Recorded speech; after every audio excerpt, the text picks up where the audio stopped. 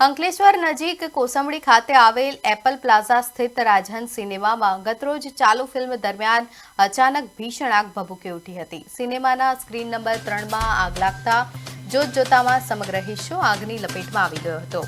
આગની તીવ્રતાના કારણે સિનેમા હોલમાં 2 લોકો ફસાઈ ગયા હતા, જેમને તાત્કાલિક હાથ ધરાયેલા રેસ્ક્યુ ઓપરેશન દરમિયાન સલામત રીતે બહાર કાઢવામાં આવ્યા હતા। ઘટનાની જાણ થતાં જ તાત્કાલિક વીજ પુરવઠો બંધ કરી દેવાયો હતો અને ફાયર વિભાગની ટીમો 3 ફાયર ટેન્ડર સાથે સ્થળ પર પહોંચી ગઈ હતી।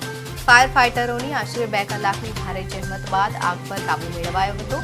જો કે આ હોનારતમાં સ્ક્રીન નંબર 3 બળીને ખાખ થઈ ગયો હતો। ઘટનાની ગંભીરતાને ધ્યાને રાખી ડીવાયએસપી કુશલ ઓઝા સહિતનો પોલીસ કાફલો પણ સ્થળ પર દોડી આવ્યો હતો।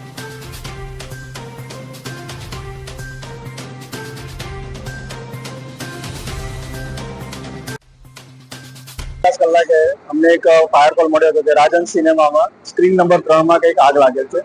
એટલે ડીપીએમસી ફાયર સ્ટેશન ટીમ તરત ઘટના સ્થળ પર દોડી ગઈ હતી। અહીંયા આવીને જોયું હતું તો ડીજીવીસીએલ નો પાવર સપ્લાય ને ચાલુ હતું। તો સૌપ્રથમ પ્રાથમિકતા આપી અને અમે પૂછ્યું તો 2 માણસો કંઈક ઉપર ફસાયેલા હતા। તો રાજહંસ સિનેમાના સ્ટાફ એમને બચાવવા તો પડ્યો હતો અને અમારી ટીમ પણ ગઈ હતી, પણ સદનસીબે રાજહંસ સિનેમાના સ્ટાફે 2 જણને રેસ્ક્યુ કરી દીધેલા હતા। અને ત્યારબાદ ડીજીવીસીએલ ને તરત રિસ્પોન્સ મળતા પાવર સપ્લાય કટ થતા અમારી ટીમે તરત ફાયર ફાઇટિંગ ચાલુ કર્યું।